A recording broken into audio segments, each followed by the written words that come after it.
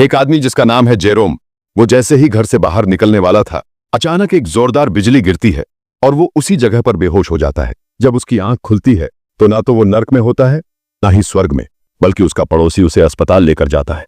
Doctor जांच करते हैं लेकिन कहते हैं तुम्हें कोई बड़ी चोट नहीं है, बस कुछ निशान और कभी कभी चक्कर आ सकते हैं। फिर असली डरावनी घटनाएं शुरू होती हैं। रात में जब जेरोम पियानो बजा रहा होता है तो अचानक आग की लपटें उठने लगती हैं और उसी वक्त बाहर जोर की बिजली और तूफान शुरू हो जाता है। वो खिड़की से बाहर देखता है तो पाता है कि आसमान से पानी की जगह काली और अजीब मौत की बारिश हो रही है। ये सब देखकर उसे लगने लगता है कि शायद वो सपना देख रहा है। तभी कुछ अजीब होता है, उसके दरवाजे पर कोई जोर जोर से दस्तक देता है। जब वो दरवाजा खोलता है तो उसका वही पड़ोसी खून से लथपथ उसकी बाहों में गिर जाता है। वो सोचता है कुछ गलत हुआ है और पड़ोसी के घर जाता है, लेकिन वहां उसका पड़ोसी और उसकी बीवी बिल्कुल ठीक होते हैं। अब जेरोम सोच में पड़ जाता है, फिर जो औरत खून में लथपथ आई थी वो कौन थी?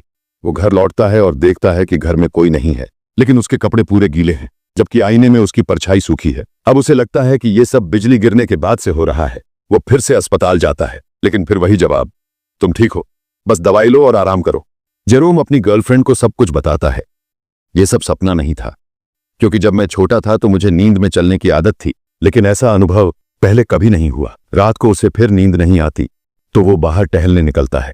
तभी 2 पुलिस गाड़ियां उसके पड़ोसी के घर की तरफ जाती हैं। वो पीछे पीछे जाता है और जो देखता है वो हिला देने वाला होता है। पड़ोसी की बीवी मर चुकी होती है और आदमी को बहुत ही भयानक तरीके से मार दिया गया होता है, लेकिन अचानक से सब गायब हो जाता है। वो वापस उसी घर में खुद को खड़ा पाता है, शायद सब एक भ्रम या सपना था। तभी एक कुत्ता घर में घुसता है और वो डर के मारे छुप जाता है। जब पड़ोसी चला जाता है तो वो फटाफट अपने घर लौट आता है और अब सारी घटनाओं पर सोचने लगता है। इसके बाद कहानी में एक ट्विस्ट आता है। जेरोम की गर्लफ्रेंड नीचे आती है और बताती है कि फ्रांस की पुलिस आई थी और पड़ोसी दोनों पति पत्नी मर चुके हैं। अब जेरोम कुछ नहीं बोलता, बस अकेला रहना चाहता है। तभी उसे एक जानी पहचानी आवाज सुनाई देती है, घर से बाहर मत जाना। ये वही वाक्य है जो उसने अपने सपने में सुना था। अब जेरोम को लगता है कि वो भविष्य देख सकता है। अगले दिन वो अपनी गर्लफ्रेंड को बताता है कि उसकी मां के पास भी भविष्य देखने की शक्ति थी। उसने कभी एक जहाज के डूबने की सटीक भविष्यवाणी की थी, लेकिन लोग उसे पागल समझकर पागल खाने में डाल दिया। अब जेरोम को डर है कि अगर उसकी मां की तरह उसकी भी शक्ति है तो जो उसने सपना देखा, पड़ोसी का मरना, वो सच हो सकता है। वो अपनी गर्लफ्रेंड से कहता है कि जाकर उन्हें चेतावनी दो, लेकिन पड़ोसी उसकी बात को मजाक समझते हैं और घूमने चले जाते हैं। अब जेरोम भी उनके पीछे जाता है ताकि उन्हें बचा सके। वहां उसका भांजा भांजी एक गुफा में जाते हैं खेलने, लेकिन थोड़ी देर बाद सिर्फ लड़की बाहर आती है और कहती है कि उसका भाई अब अजीब बर्ताव कर रहा है।